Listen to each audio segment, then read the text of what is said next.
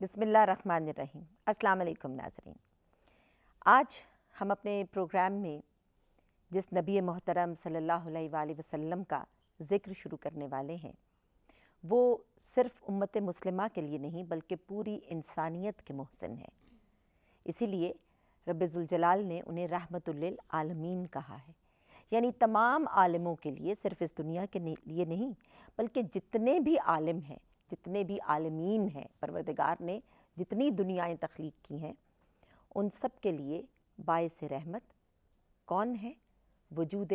حضرت محمد مصطفیٰ صلی اللہ علیہ وآلہ وسلم، اللہ کے آخری نبی، اللہ کے آخری نبی کہ جن پر پروردگار نے اپنی تمام تر جو بھی صفات رب ذوالجلال نے اتنے سارے انبیاء کو دی تھیں ان تمام صفات کو مکمل کر دیا ان ذات گرامی محمد صلی اللہ علیہ وآلہ وسلم پر۔ ہمارے پیارے نبی کی ذات میں تمام تر، یعنی جو صبر انبیاء کو دیا اس صبر کی انتہا حضرت محمد مصطفیٰ صلی اللہ علیہ وآلہ وسلم پر کر دی، اخلاقیات کی انتہا کر دی آپ صلی اللہ علیہ وسلم پر، جو عبادات تھیں ان کی انتہا کر دی، یعنی جو بھی صفت پروردگار دیکھنا چاہتا تھا اپنے نبی میں وہ تمام تر صفات جو ہیں ان کو مکمل فرما دیا۔ اسی لیے رسول پاک صلی اللہ علیہ وآلہ وسلم کو انسان کامل کہا گیا۔ کامل یعنی مکمل، جس میں کوئی فلاء نہیں ہوتا، کوئی غلطی نہیں ہوتی، کوئی غلطی ان سے ہو ہی نہیں سکی۔ اور آپ کو ایک مزے کی بات بتاؤں، ابھی تک ہم نے انبیاء کا ذکر کیا اور پروردگار کے اولو العزم انبیاء کا ذکر کیا، اور کئی جگہوں پر ہم نے آپ کو بتایا کہ انبیاء کو شیطان بہکانے کے لیے آیا، ان کے ذہن میں وسوسہ ڈالنے کے لیے آیا، لیکن نبی محترم صلی اللہ علیہ وآلہ وسلم کی جب ہم سیرت دیکھتے ہیں اور ان کی حیات طیبہ کو دیکھتے ہیں تو ہمیں پتہ چلتا ہے کہ جناب شیطان کو، ابلیس کو ایک دفعہ بھی یہ جرت نہیں ہوئی کہ وہ حضرت محمد مصطفیٰ صلی اللہ علیہ وآلہ وسلم کی ذات گرامی کے پاس آ کر ان کو بہکانے کی کوشش بھی کرتا۔ پوری سیرت میں ہمیں کوئی واقعہ ایسا نظر نہیں آتا، کوئی ایسا مقام، کوئی ایسی جگہ نظر نہیں آتی کہ جہاں پہ شیطان نے یہ کوشش بھی کی ہو کہ وہ محمد عربی صلی اللہ علیہ وسلم کے پاس آیا ہو اور اس نے یہ جسارت کی ہو، یہ جرت کی ہو۔ یہ ایک بہت بڑی بات ہے، مجھے بڑی امیوز کرتی ہے، کیونکہ جب ہم انبیاء کی مختلف کہانیاں پڑھتے ہیں تو ہمیں پتہ چلتا ہے کہ جی شیطان نے آ کے فلاں وقت میں، ہم نے آپ کو بتایا بھی کہ وسوسہ ڈالا، پھر انبیاء نے توبہ بھی کی، لیکن یہ ہے کہ پروردگار سے معافی بھی مانگی، مگر ہمارے آقا نبی محترم حضرت محمد مصطفیٰ صلی اللہ علیہ وآلہ وسلم کی ذات گرامی وہ واحد نبی کہ جن کے پاس شیطان بھٹکا بھی نہیں جن کے قریب، اور پروردگار نے اسی لیے ان کو اپنا حبیب کہا، ان سے اتنی محبت کی۔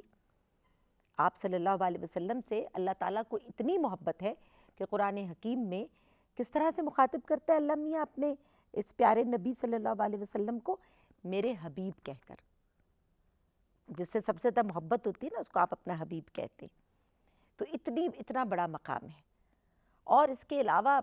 سیرت طیبہ جو ہے وہ اس میں کیا کچھ ہے، مطلب ایک سمندر چاہیے آپ کو کہ وہ سیاہی بن جائے اور جتنے اس دنیا کے درخت ہیں وہ قلم بن جائیں، تب بھی آپ سیرت طیبہ محمد مصطفیٰ صلی اللہ علیہ وسلم کو لکھ نہیں پاتے۔ ان کی تعریف اور ثنا، ان کی توصیف، ان کی جو بھی خوبیاں تھیں اس ہستی کی وہ آپ لکھ نہیں پاتے، اور ان کو بیان تو خیر کرنا ناممکن ہے۔ ہمارے پاس بہت تھوڑا وقت ہے اور اس میں ہم چاہتے ہیں کہ آپ چھوٹے چھوٹے بچوں کو اس بہت ہی پیارے نبی صلی اللہ علیہ وسلم کی جتنی بھی آگہی ہم دے سکیں بہت تھوڑے سے وقت میں وہ دے پائیں۔ حضرت محمد مصطفیٰ صلی اللہ علیہ وسلم جن کا تعلق بنی اسماعیل سے تھا، حضرت اسماعیل علیہ السلام کی اولاد سے، اور آپ دیکھیں کتنے مزے کی بات ہے کہ حضرت ابراہیم علیہ السلام کے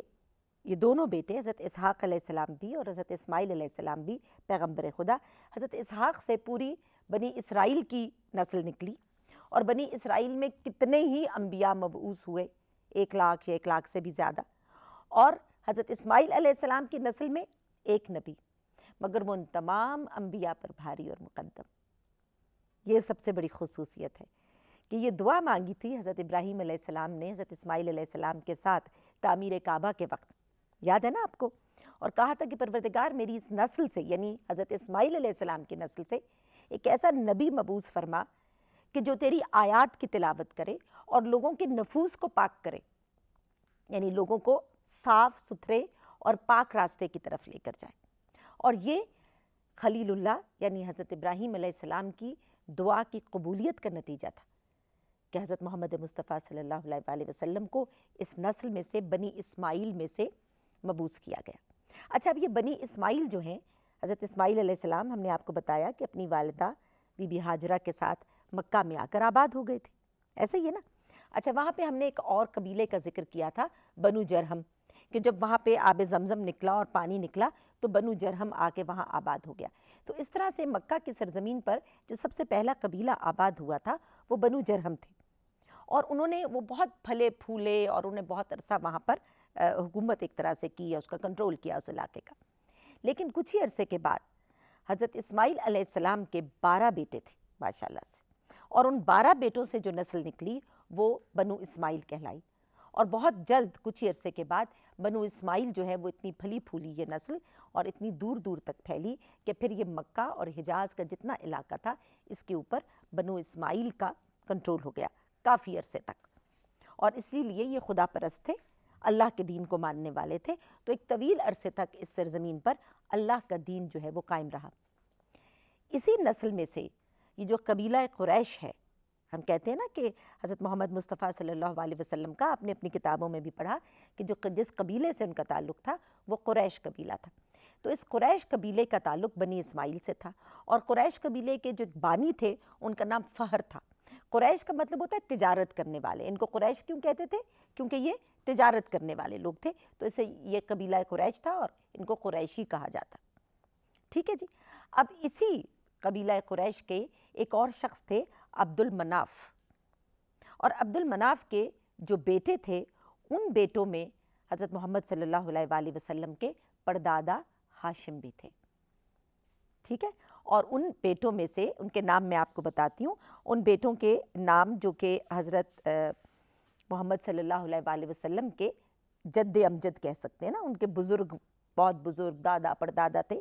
اور ان کے نام تھے، ایک ان کے بیٹے تھے عبد الشمس، ایک ہاشم، ایک مطلب، ایک نوفل، یہ ان کے بیٹے تھے 4۔ ان میں سے جو ہاشم تھے نا وہ حضرت محمد مصطفیٰ صلی اللہ علیہ وسلم کے پردادا تھے۔ اچھا، یہ بھی بہت ہی عقل مند، بہت سمجھدار شخصیت تھے، بہت بزرگ شخصیت تھے، اور حضرت ہاشم کی بہت عزت تھی اس علاقے میں۔ اور کس وجہ سے عزت تھی؟ کیونکہ یہ کعبۃ اللہ کی حفاظت کرنے والوں میں سے تھے، کعبۃ اللہ کی خدمت کرنے والوں میں سے تھے۔ اور ہاشم نام کیسے پڑا ان کا؟ اس لیے کہ ہشم جو ہے وہ عربی زبان میں گوشت کے شوربے کو کہتے ہیں، تو کیونکہ عرب جو ایسا علاقہ ہے جہاں پہ بارش بہت کم ہوتی ہے، ٹھیک ہے نا، معلوم ہوگا آپ کو، بہت گرم علاقہ ہے تو بارش بہت کم ہوتی ہے۔ جی، سردیوں میں شاید تھوڑی بہت ہوتی ہے، لیکن گرمی بہت زیادہ ہوتی ہے، اور لمبا قحط کا زمانہ بھی آ جائے، جب بارش جن علاقوں میں کم ہوتی ہے وہاں پہ قحط بہت زیادہ پڑتا ہے۔ تو قحط سالی کے زمانے میں جناب ہاشم جو ہیں ان کا کیا طریقہ ہوتا تھا کہ یہ گوشت کا اور روٹی کا ملا کے نا ایک شوربہ بنایا کرتے تھے، اور وہاں کے غرباء کو، مساکین کو، جو بیچارے لوگ جو زیادہ جن کے پاس پیداوار نہیں تھی اور بہت جن کی کھیتی باڑی نہیں تھی، ان کو وہ یہ شوربہ بنا کر ان کی خدمت کرتے تھے اور انہیں کھلاتے تھے، اس لیے ان کا نام ہاشم پڑ گیا۔ اور اس کے علاوہ انہوں نے ایک بہت اچھا ڈسپلن اور بہت اچھا نظم و ضبط دیا قریش قبیلے کو، کیونکہ قبیلوں میں نا آپس میں ہی بڑی لڑائیاں ہوتی تھیں اور کوئی ڈسپلن نہیں تھا، تو جناب ہاشم کی یہ بڑی کنٹریبیوشن تھی۔ اچھا، جناب ہاشم جو ہے وہ کچھ عرصے کے لیے یثرب، جسے بعد میں مدینہ شہر کہا گیا، یثرب میں جا کر آباد ہو گئے، اور ان کے ایک ہی بیٹے تھے، اور ان بیٹے کا نام تھا شیبۃ الحمد، شیبۃ الحمد، ان کو شیبہ کہا جاتا تھا۔ اچھا، اب کیا ہوا کہ یثرب میں جب جناب ہاشم چلے گئے تو وہیں پر ان کا انتقال ہو گیا، اور ایک ہی ان کے بیٹے تھے۔ اب عبد المناف کے جو 4 بیٹے تھے ان میں سے ایک مطلب بھی تھے، ٹھیک ہے، اور وہ مطلب ہاشم کے بھائی تھے۔ تو اب یہ مطلب جو تھے یہ چلے گئے یثرب، اور جا کے وہاں سے اپنے بھتیجے کو یعنی جناب ہاشم کے بیٹے شیبۃ الحمد کو لے کر مکہ واپس آ گئے، کیونکہ وہاں پر ان کی والدہ تو وہاں پہ موجود تھی، لیکن انہوں نے کہا کہ یہ ہمارے خاندان کا بچہ ہے، قریش قبیلے کا بچہ ہے، ہم اس کو خود پالیں گے۔ یہ شیبۃ الحمد جو تھے یہ تھے عبد المطلب۔ سمجھ آ گئی کون تھے؟ حضور صلی اللہ علیہ وسلم کے دادا، ٹھیک ہے؟ حضور صلی اللہ علیہ وآلہ وسلم کے دادا کا نام تھا عبد المطلب، اور ان کو ان کے چچا مطلب لے کر آئے تھے۔ اصل میں ان کے والد جو تھے جناب عبد المطلب کے، وہ ہاشم تھے، جو رسول پاک صلی اللہ علیہ وسلم کے پردادا تھے۔ یہ تھوڑا سا جاننا ضروری ہے کہ ہمارے نبی صلی اللہ علیہ وسلم کے آباء و اجداد کون تھے، کیونکہ یہ سب بڑے پاک اور نیک لوگ تھے، اسی لیے ان کے خاندان میں پروردگار نے اپنے آخری نبی کو مبعوث پر فرمایا اور ان کو مصطفیٰ کر لیا۔ استفاء کا مطلب ہوتا ہے چن لیا، منتخب کر لیا، انہی کے خاندان میں سے، ٹھیک ہے؟ اچھا جناب، اب یہ ہوا کہ جب یہ شیبۃ الحمد جو کہ بعد میں عبد المطلب کے نام سے مشہور ہوئے، کیونکہ جناب مطلب ان کو لے کر آئے تھے مکہ میں اور وہاں پر لا کر ان کی پرورش کی گئی تھی، یہ رسول پاک کے دادا تھے۔ اب ان کے جناب عبد المطلب کے جو بیٹے تھے ان میں رسول پاک صلی اللہ علیہ وسلم کے والد جناب عبداللہ تھے، ٹھیک ہے؟ اور ان کے بیٹوں میں اور بھی نام بڑے معروف ہیں، جناب حمزہ بھی تھے ان کے بیٹوں میں، ان میں جناب ابو طالب بھی تھے، عبداللہ بھی تھے، اور ابو لہب بھی تھا۔ ابو لہب جو بعد میں رسول پاک صلی اللہ علیہ وسلم کا بدترین دشمن تھا، وہ کافر ہی رہا۔ اور ابو لہب کے بارے میں تو سورہ لہب قرآن پاک میں پروردگار نے نازل کی، جس میں ابو لہب پر لعنت بھیجی اور اس کو بددعا دی کہ ابو لہب کے ہاتھ کٹ جائیں، کیونکہ اس نے رسول پاک صلی اللہ علیہ وسلم کو سب سے زیادہ تکلیف پہنچائی تھی، چچا تھا ان کا، مگر اس پر پروردگار نے اس کی عقل پر پردہ ہی ڈالے رکھا اور اس کو کبھی بھی حق بات سمجھ میں نہیں آئی۔ لیکن باقی چچا جو ہیں انہوں نے رسول پاک صلی اللہ علیہ وسلم کا ساتھ دیا، اور عبداللہ جناب عبداللہ جو ہیں وہ رسول پاک صلی اللہ علیہ وسلم کے والد گرامی، ٹھیک ہے جی؟ اور ان کی شادی ہوئی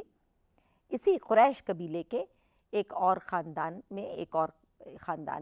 فیملی میں، جو کہ وہب نامی فیملی تھی، اور اس میں بی بی آمنہ رسول پاک صلی اللہ علیہ وآلہ وسلم کی والدہ تھیں، اور ان کی شادی جناب عبداللہ سے ہو گئی، ٹھیک ہے جی؟ یہاں تک کہانی سمجھ میں آ گئی۔ اب آپ کو پتہ چل گیا کہ ہمارے پیارے نبی صلی اللہ علیہ وسلم کے والد کا نام عبداللہ تھا، اور ان کی والدہ کا نام آمنہ تھا، اور ان کے دادا کا نام عبد المطلب تھا، اور ان کے پردادا کا نام ہاشم تھا، ٹھیک ہے؟ اور یہ سب جو ہے یہ قبیلہ قریش سے تھے اور نسل بنی اسماعیل سے تھے، حضرت اسماعیل علیہ السلام کے نسل سے تھے، ٹھیک ہے جی؟ اچھا، یہ جو قبیلہ تھا یہ مکہ کے جو کہ مختلف قبائل تھے ان میں ایک بڑا نامی گرامی اور بڑا معتبر قبیلہ تھا، یعنی اس کے جو افراد تھے، خاص طور پر جب ہم رسول پاک صلی اللہ علیہ وسلم کے دادا کی بات کرتے ہیں جناب عبد المطلب کی، تو وہ کعبہ کے متولیوں میں سے، متولی کون ہوتے ہیں؟ اس کا خیال رکھنے والے، خدمت کرنے والے تھے، اور انہوں نے وہ کعبہ کا پورا خیال رکھتے تھے۔ انہی کے زمانے میں جب وہ کعبہ کے متولی تھے تو ایک بہت بڑا حملہ ہوا تھا کعبۃ اللہ پر، آپ نے کبھی سنا اس کا واقعہ؟ اس واقعے کے بارے میں بھی قرآن حکیم میں باقاعدہ ایک سورت اتری ہے، سورہ فیل۔ ہاتھی، فیل کس کو کہتے ہیں؟ ہاتھی کو کہتے ہیں، ہاتھی والوں کے بارے میں۔ اور وہ ہاتھی والے کون تھے؟ ابرہہ تھا، ایک گورنر تھا یمن کا، اور وہ عیسائی حکومت تھی وہاں پر۔ تو اس نے جناب فیصلہ کیا کہ میں یہ جو کعبۃ اللہ ہے اس کو نعوذ باللہ، اس نے یہ جسارت کی یہ کہنے کی کہ میں اسے تباہ کر دوں گا، اس لیے کہ اس نے ایک بہت بڑا گرجا گھر بنایا تھا یمن میں، اور وہ چاہتا تھا کہ لوگ اس گرجا گھر کی عبادت کرنے کے لیے آئیں اور وہ اس کے مذہب پر چلیں۔ تو وہ بہت زیادہ اس کو تکلیف ہوتی تھی کہ کعبۃ اللہ کی زیارت کرنے کے لیے اتنے حاجی آیا کرتے تھے، کیونکہ حضرت ابراہیم علیہ السلام نے حج کی رسم جو ہے اس کا آغاز کر دیا تھا، اور لوگوں کو پکارا تھا کہ لوگوں آؤ اور حج ادا کرو کہ پروردگار نے تم پر حج فرض کیا۔ تو اس زمانے سے لوگ حج کرنے کے لیے آتے تھے، جب وہاں بت رکھ دیے گئے تب بھی لوگ وہاں زیارت کرنے کے لیے آتے تھے۔ لیکن ابرہہ کو یہ بڑی پریشانی تھی کہ جناب اتنے لوگ وہاں جاتے ہیں تو وہ میرا جو میں نے ایک نیا کلیسا بنایا ہے، ایک نیا میں نے گرجا بنایا، وہ دیکھنے کے لیے کیوں نہیں آتے؟ تو اس نے سوچا کہ میں جا کر کعبہ پر حملہ کر دوں گا۔ حملہ کرنے کی غرض سے وہ ایک بہت بڑا لشکر بنا کر آیا، ہاتھیوں کا لشکر تھا، اور وہ وہاں پر اٹیک کرنے کے لیے آیا۔ جب وہ ابھی مکہ سے ذرا تھوڑے فاصلے پر تھا تو جناب عبد المطلب نے جا کر اس سے بات چیت کرنے کی کوشش کی، اس کو سمجھانے کی کوشش کی اور اس سے پوچھا کہ بھی تمہارا کیا مسئلہ ہے۔ اس نے دراصل جب وہ داخل ہونے والا تھا مکہ میں تو 200 اونٹ تھے حضرت عبد المطلب کے، جن پر کہ اس نے قبضہ کر لیا تھا۔ تو جب جناب عبد المطلب، کیونکہ وہ بھی بہت بڑے تاجر تھے اور بہت سارے قافلے تجارت کے لے کر وہ شام اور یمن کی طرف جایا کرتے تھے، تو ان کے 200 اونٹ اس نے قبضے میں کر لیے۔ جناب عبد المطلب جب اس کے پاس گئے تو اس نے کہا کہ اچھا ہم آپ کے اونٹ چھوڑ دیتے ہیں۔ جناب عبد المطلب نے کہا میں اپنے اونٹ چھڑوانے نہیں آیا، میں تم سے پوچھنے آیا ہوں کہ تم کعبہ پر کیوں حملہ کرنا چاہتے ہو۔ اس نے اپنا مقصد بیان کیا۔ اب جناب عبد المطلب نے وہاں پہ منظر دیکھ لیا تھا کہ اس کا لشکر کتنا بڑا ہے۔ اب یہ جنگجو تو تھے نہیں، انہوں نے کوئی لشکر وغیرہ تو بنایا ہوا نہیں تھا، اس لیے جناب عبد المطلب واپس آئے اور انہوں نے کعبے کے دروازے کو پکڑ کر اللہ تعالیٰ سے دعا مانگی کہ پروردگار یہ تیرا گھر ہے، اب تو خود ہی اس کی حفاظت کر، کیونکہ ہمارے پاس تو اتنے وسائل نہیں ہیں۔ اللہ تعالیٰ نے کعبۃ اللہ کی حفاظت کی ہمیشہ سے خود ذمہ داری لی تھی کہ اس گھر کو کوئی نقصان نہیں پہنچائے گا۔ جب جناب ابراہیم نے تعمیر کی تھی اور دعا مانگی تھی تو پروردگار نے کعبۃ اللہ کی حفاظت کی ذمہ داری خود لے لی تھی۔ خیر جناب، ابرہہ جو ہے وہ باز نہیں آیا اور وہ وہاں سے اتنا بڑا لشکر لے کر آ گیا۔ جناب عبد المطلب نے جو دعا مانگی پروردگار سے تو تھوڑی دیر کے بعد لوگوں نے دیکھا کہ آسمان میں دور سے ایسے لگ رہا تھا جیسے ایک سیاہ بادل امٹ کے آ رہا ہے۔ وہ سیاہ بادل اصل میں کیا تھا؟ وہ اصل میں ابابیلیں تھیں۔ ابابیل پرندہ دیکھا کبھی آپ نے؟ نہیں دیکھا؟ اچھا، اب اتنا نظر نہیں آتا نا شہروں میں، وہ وائلڈ لائف تو رہی نہیں کہ آپ کو ابابیل نظر آئے۔ بہرحال ابابیل جو ہے یہ بھی بڑا ایک انوکھا سا پرندہ ہوتا ہے، ہم اس کی تفصیلات ابھی نہیں بتائیں گے کیونکہ ہمیں اپنے موضوع کی طرف آنا ہے۔ اچھا، ابابیلوں کا ایک بہت بڑا لشکر آیا، ان سب کے چونچوں میں کنکریاں پکڑی ہوئی تھیں، اور وہ کنکریاں کچھ ایسی تھیں کہ جب وہ لشکر نیچے آیا ہاتھیوں کا اور اوپر سے ابابیلوں نے ان پر اٹیک کیا، اور ایسا اٹیک بالکل جیسے ایئر اٹیک ہوتا ہے نا، اور وہ جہاز میں سے شیلز نکلتے ہیں، بامز نکلتے ہیں اور وہ دشمن پر پڑتے ہیں، میزائلز ہے نا، تو وہ ابابیلیں جو ہے نا وہ میزائلز کیری کر رہی تھی اور وہ اللہ کے بھیجا ہوا لشکر تھا۔ انہوں نے آ کے جناب ہاتھی والوں کے اوپر اٹیک کیا، اور وہ ہاتھی جتنے تھے اور وہ جو سپاہی تھے اور تمام جو لشکر تھا وہ ایسے ہو گیا، قرآن کے الفاظ ہے جیسے بھوسا ہوتا ہے، جلا ہوا بھوسا، بالکل ایسے، وہ کوئی ان کا نام و نشان نہیں رہا۔ اور پہلے اس لشکر کو جلا دیا ان کنکریوں نے، پھر طوفانی بارش آئی تاکہ وہ پروردگار کا حرم جو ہے وہ پاک اور صاف حرم تھا۔ اللہ تعالیٰ نے جو بارش برسائی تو پاک پانی جو اوپر سے آیا، اس کا مقصد یہ تھا کہ وہ جو کچھ وہ بھوسا بکھرا تھا وہاں پہ، اتنا بڑا لشکر تھا نا تو خوب گند مچ گیا تھا، تو اس سارے کو اس بارش نے دھو دیا، صاف کر دیا، تو پروردگار کا حرم جو ہے وہ پاک ہو گیا، وہ قریب بھی نہیں پہنچ پائے وہاں پر۔ اس طرح سے اللہ تعالیٰ نے اپنے گھر کی حفاظت کی۔ وہی سال تھا، اسی سال میں اس کی سال کی بڑی امپورٹنس ہے، ایک تو یہ کہ یہ لشکر آیا اور پروردگار نے ان کو تباہ کر دیا، دوسرا یہ کہ اسی سال میں جناب عبداللہ جن کا بی بی آمنہ سے شادی ہو چکی تھی، ان کا انتقال بھی ہو گیا، حضرت عبداللہ کا، رسول پاک صلی اللہ علیہ وسلم کے والد کا، اور ان کے انتقال کے 3 مہینے کے بعد رسول پاک صلی اللہ علیہ وآلہ وسلم کا نور جو ہے وہ عیاں ہوا، ان کا ظہور ہوا۔ اس لیے اس کو ایک عام الفیل کہتے ہیں، یعنی ہاتھی کے لشکر کے چند دنوں کے بعد، کچھ لوگ کہتے ہیں 50 دن کے بعد، کچھ کہتے ہیں 45 دن کے بعد، کچھ کہتے ہیں 3 مہینے کے بعد، بہرحال تقریباً اتنے عرصے کے بعد رسول پاک صلی اللہ علیہ وآلہ وسلم کا نور جو ہے وہ عیاں ہوا۔ اور اس ربیع الاول کا مہینہ آپ کو پتہ میلاد میں مناتے ہیں ہم، اور جو عام طور پر مسلمان ممالک میں روایت ہے وہ 12 ربیع الاول کی ہے کہ جس میں رسول پاک صلی اللہ علیہ وسلم اس دنیا میں ان کو پروردگار نے ظہور ان کا عیاں کیا۔ تو یہ جناب سلسلہ تھا جس سے وہ تشریف آوری ہوئی۔ اب اس کے بعد والد کا تو انتقال ہو چکا تھا، بی بی آمنہ ان کی والدہ کی گود میں وہ آئے، تو ساری کی ساری ان کی پرورش کی ذمہ داری ان کے دادا جناب عبد المطلب کے سر پر آئی، اور وہ اپنے پوتے سے بے حد پیار کرتے تھے۔ جب ان کی ولادت بھی ہوئی نا تو سب سے پہلے آ کر جناب عبد المطلب نے ان کو اپنی گود میں لیا اور ان کا نام رکھا۔ نام کیسے رکھا؟ یہ نام اللہ تعالیٰ رکھتا ہے، اپنے انبیاء کے نام، اپنے بڑے جو برگزیدہ صالح افراد ہیں ان کے نام اللہ تعالیٰ خود وحی کی صورت میں لوگوں کو بتاتا ہے۔ تو محمد نام رکھا گیا جس کی تعریف کی جائے. بی بی آمنہ ان کو احمد کہہ کر بلاتی تھی، اس کا مطلب بھی یہی ہے، تعریف کیا گیا. ٹھیک ہے، تو ایسا نام رکھا کہ ماشاءاللہ سے آج تک صدیاں اور زمانے اور قیامت تک یہ ایسا نام ہے کہ جس کی تعریف کائنات کر رہی ہے، ذرہ ذرہ کر رہا ہے، ہر انسان کر رہا ہے، قرآن حکیم کر رہا ہے، پروردگار خود فرما رہا ہے ان کی تعریف میں، رتب اللساں ہے جس کو کہتے ہیں نا، مستقل تعریف ہو رہی ہے ان کی، فرشتے ان کی تعریف کر رہے ہیں. تو ایسا نام رکھا گیا. اور کچھ ایسی نشانیاں بھی نمودار ہوئیں دنیا میں کہ جن سے لوگوں کو پتہ چلا کہ کسی خاص شخصیت کی پیدائش ہوئی ہے. بی بی آمنہ خود فرماتی ہیں کہ جب وہ پیدائش کا وقت تھا تو ایک خاص ستارہ جو ہے وہ روشن ہوا تھا، آسمان پر ایک خاص ستارہ چمکا تھا جس سے ان کا پورا گھر جو ہے اس روشنی سے منور ہو گیا تھا. تو اس طرح سے جناب یہ آقا کی پیدائش ہوئی. اور اس کے بعد بے شمار ایسے واقعات ہیں آپ کی زندگی سے متعلق جو کہ بعثت سے پہلے، یعنی ابھی رسالت جو ہے وہ تو اس کا اعلان بعد میں ہوا، لیکن اللہ تعالیٰ نے ان کی ذات کو ایک صادق اور امین کی حیثیت سے،